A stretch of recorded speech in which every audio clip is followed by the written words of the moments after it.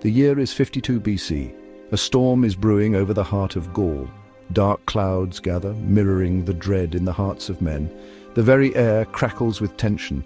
On one side, the legions of Rome, disciplined, relentless, a force of nature in their own right. They march with unwavering purpose, their sandals pounding the earth with the rhythm of a war drum. Leading them, Gaius Julius Caesar, a general of unmatched ambition, a cunning strategist who has brought Rome to the brink of conquering all of Gaul, but resistance remains. On the other side stands Vercingetorix, a chieftain of the Arverni tribe. He is a warrior of fierce charisma and unyielding pride. He has united the often fractured Gallic tribes, uniting them under a single banner against a common enemy.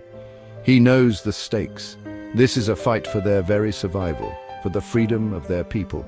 He rallies his warriors, their faces painted with the woad of war, their eyes burning with a desperate determination. They are outnumbered, outmatched, but not out of hope. For they fight for their homes, their families, their freedom. They fight for Gaul. The stage is set for a confrontation that will echo through history, a battle that will determine the fate of a nation. This is Alesia, this is Vercingetorix's last stand.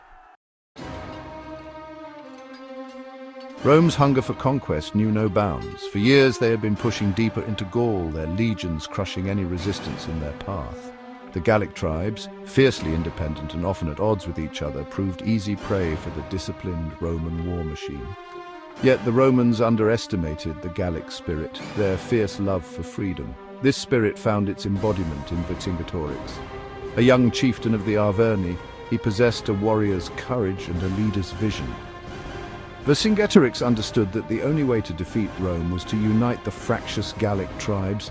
He traveled from village to village, rallying the chieftains, appealing to their shared heritage, their common enemy. His charisma was undeniable, his words carrying the weight of destiny. One by one, tribes pledged their allegiance, their warriors flocking to his banner. A sense of unity, of shared purpose, spread across Gaul.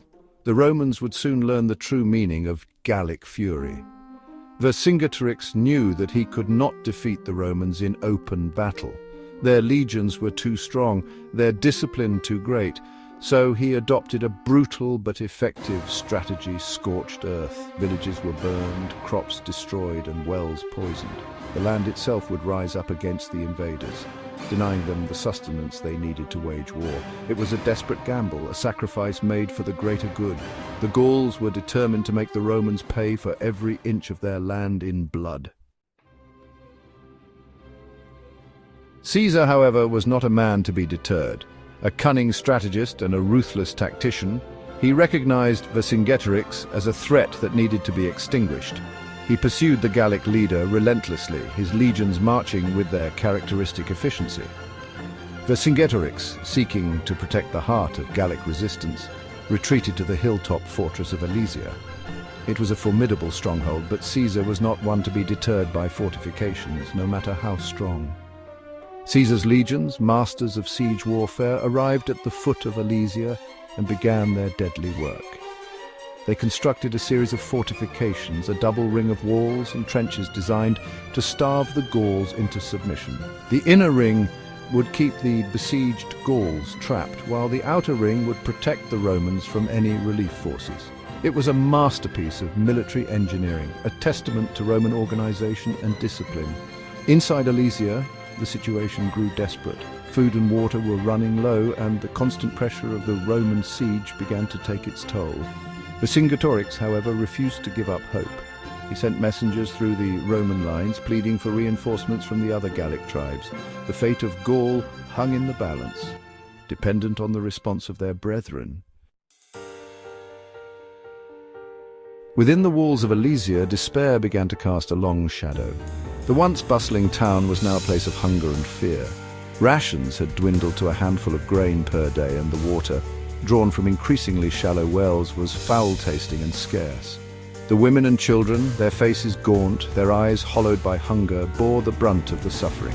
Yet, even in the face of starvation, the Gallic spirit refused to be broken. Vercingetorix, his own face thinned by hunger, remained a beacon of hope.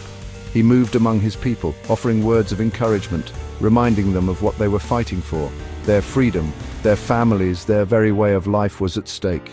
He knew that their only hope lay in breaking the Roman siege in a desperate all-or-nothing assault. Day after day, the Gauls launched desperate attacks against the Roman fortifications. They fought with the fury of cornered animals, their swords and axes clashing against Roman shields. But the Roman defenses held firm. Their walls, manned by disciplined legionaries, proved impregnable. The ground beneath the walls became littered with Gallic dead, a grim testament to their courage and desperation.